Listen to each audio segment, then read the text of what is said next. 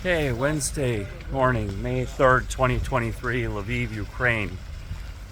Okay, so I'm just getting back from the print shop. We had to get a release for our artwork. We're putting up a small NFT collection just to have the experience, for my regular company, Restack AI. It's on the Wax blockchain. You know, oh man, there's just a lot of nasty diesel. This is something you have to watch out for when you're in Ukraine. It's like they don't have these catalytic converters and anti-pollution measures. So I really suggest when people live here, don't walk nearby the road. There's just a lot of nasty stuff. That's why I take all these shortcuts through the woods and everything when I can. So I guess what's been happening, it's a lot of, my one of my friends, he goes all the way back to business school. I mean, he's pretty much my cousin. We're both have origins from India, although I'm born in America, but he came over and became a citizen. But we're like really close, like bros and everything. And he was talking about Vivek Ramaswamy, the Indian American. I hate putting anything in front of American. He's American of Indian origin candidate, because he's always an American first. Once you're in America, you're an American. And wherever you're from, that's second. But that's just my view. So he's running on the Republican ticket, and he's coming completely from the outside. And trying to explain, we were getting into a heated discussion. He is definitely the smartest candidate. He definitely has the best ideas. He makes the most sense. But the best person doesn't always win. It's always the right person. And being the best and being right are two different things. The right person has the connections. The right person is in the right place at the right time. It's like this Betamax versus VHS thing. The Betamax was a superior technology, but VHS just somehow took over the market, even though it was a lesser technology. It's same with people. Like we saw with Bernie Sanders and Hillary Clinton long back. Hillary Clinton was the right person in the Democrat Party that time, and Bernie Sanders was the best person. The right person usually wins. It's very rare when the best person, wins or becomes president.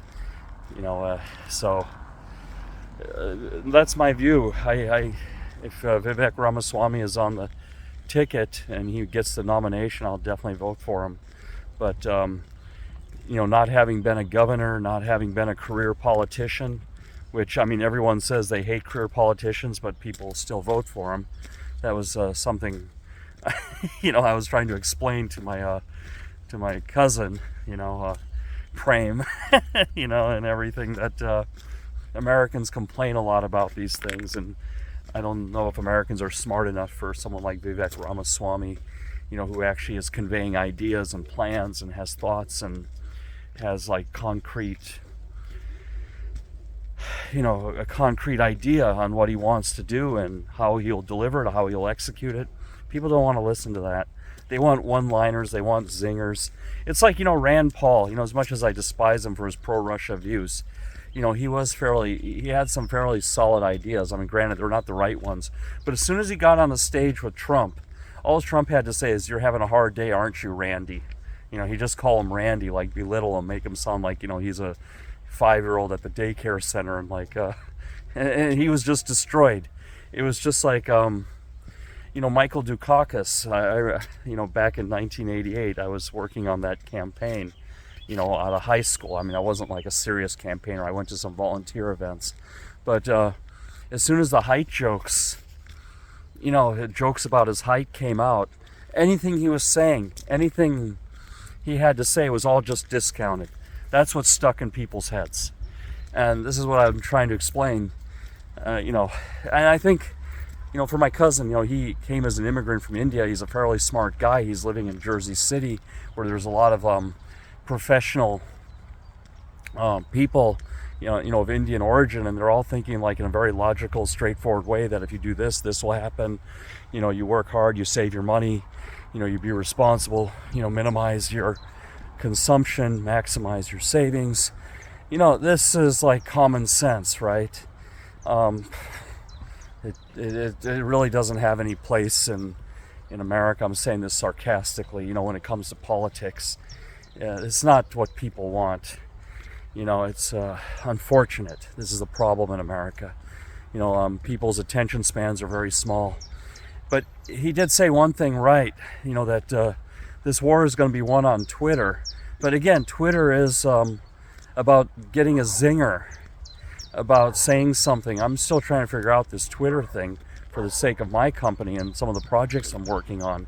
It's just it's a big black box, like a big mystery for us, and finding Twitter experts is pretty hard. How to get a following going on Twitter and everything. It's baffles me because I grew up in a time, sound like an old man and everything, where you had to, you write a thesis for your idea, and then you write a counter, like 1 point to discount your idea, and then 3 points to support it, and then a conclusion. And this was like how you did argument, how you sold your ideas. You had to actually have a counter argument and acknowledge opposition and address it. And then you give 3 of your supporting views.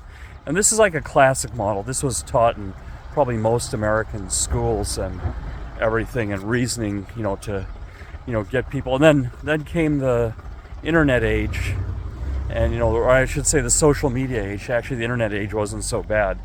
That was just, having all the information. That just automated going to the library.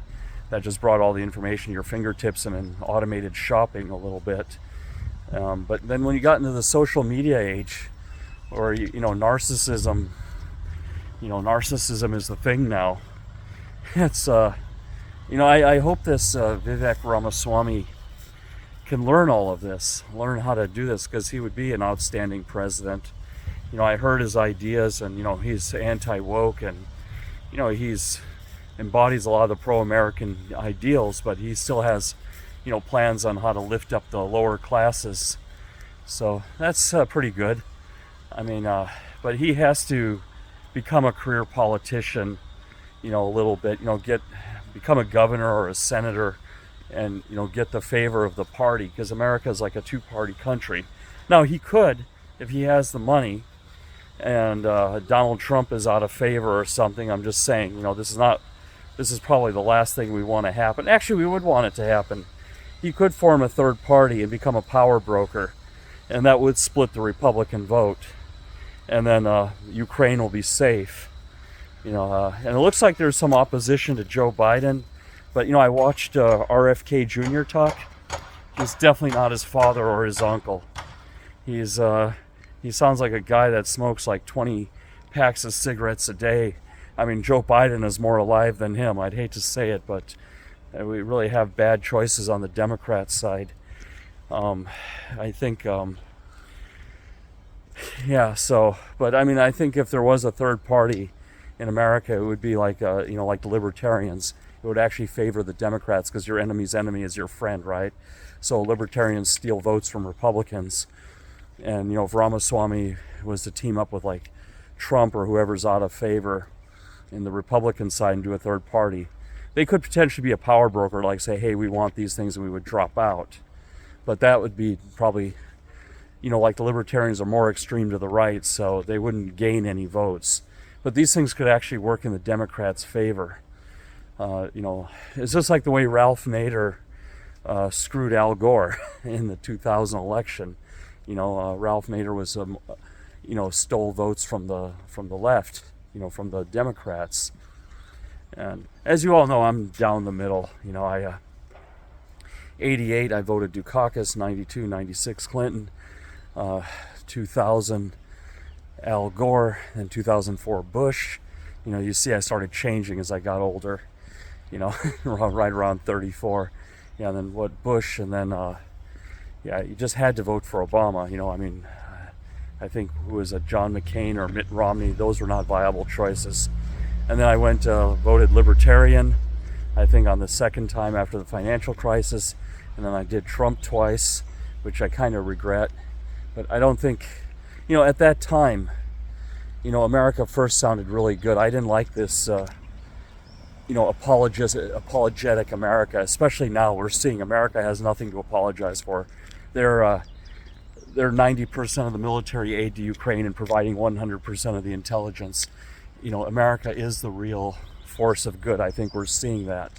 And so that was something that really turned me off about Democrats. Our history is our history. We reconcile it in our history books, that this is what happened and it's a bad thing, but we don't go around doing reparations.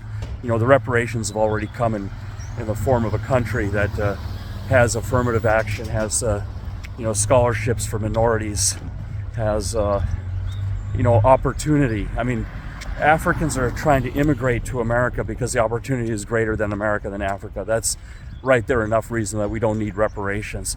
That is just going to tear the country apart. That will start a civil war. I mean, I would drop my passport for that. I'm still hanging on to my American passport, but I would pay $3,500 because then it's all lost. We cannot recover from the past. We just have to keep rehashing it. A lot of people are having slavery, and even there was slavery in Africa, so that's what has to be taught in the woke thing, like real woke, not just like, half the story woke, but like the all woke. I agree that some history has to be rewritten, like Leif Erikson, we don't even know about, when I was growing up, we didn't read about Leif Erikson coming to America and, 400 years before Columbus. So there's a lot of things that need to be updated. There's a lot of new information out there, a lot of discoveries about pre-humans, about Neanderthals, all this stuff. So education anyway needs to be updated, but it needs to be updated in a proper way. So yeah, that's my view on the politics in America. I'm going to be torn. I mean, I'm right now an undecided voter. If I was to say, I like what Biden is doing for Ukraine. He's sending National Guard to the border. Like I said, I looked at the statistics on shootings in America and stuff. It's from a numerical and statistics point of view, it's really not that different than it was 10 or 20 years ago. It's actually down even somewhat, but we hear about it more, and that's something you got to be careful about. The news needs to get viewers and eyeballs, and bad news is a better seller than good news. I mean, who wants to hear a story about like kids who got a A on their term paper at school, or a kid that started studying harder and got his grades up? I mean, who the hell wants to hear stories like that? That might get like the little bit of the last 1 minute of the NBC News or something, just to end on a good note. But the other, 19 and a half, 22 minutes of that broadcast, it's all just like bad news, disasters and murders and, scandals and everything. And my cousin and I agreed, it doesn't matter who's president for most people in the U.S. So life is just going to be a hamster wheel anyway. You're just going to go to work and go through your motions and come back home and, whatever, so, but you still should go out and vote. You should, educate yourselves and get beyond the zingers and the one-liners.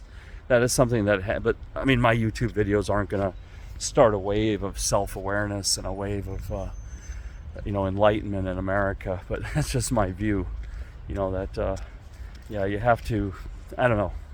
There's more than meets the eye on both sides. Like I say, this death of the dollar thing is a cottage industry. They just prey on lonely middle-aged men, who've been through a divorce or two. Kind of like myself, I was into that stuff, and and it just makes you more lonely and makes you more isolated. And you get in arguments with everybody. Oh, the world is ending. Why are you doing this? Why are you borrowing money? Why are you buying a new car? Why are you buying new clothes? And all the while you're buying these newsletters and just making people rich who benefit off your misery. So be careful with that. Like I said, technology advancements and medical advancements, they continue to happen. Good economy or bad economy, these departments at Pfizer and 3M or whatever, at NVIDIA, they're still innovating. Those people are showing up to work and, they're making the next faster chip. They're finding the next advancement in medicine. I mean, they just figured out what made our hair gray, and they even got an idea how to solve it. So, hey, how are you? Good. Just recording my vlog. Oh, I see. That's nice. Yeah, that's why I like living in Ukraine. You got great neighbors. Oh. Yeah. I'm telling everyone to move to Ukraine. now is the time to move. Yeah, it's true. It's true. Pretty Yeah. much. But we'll see. Have a good one. Yep, you too. You too. So, yeah, that's all I got today. Yeah, like I said, we'll talk more about this in coming weeks.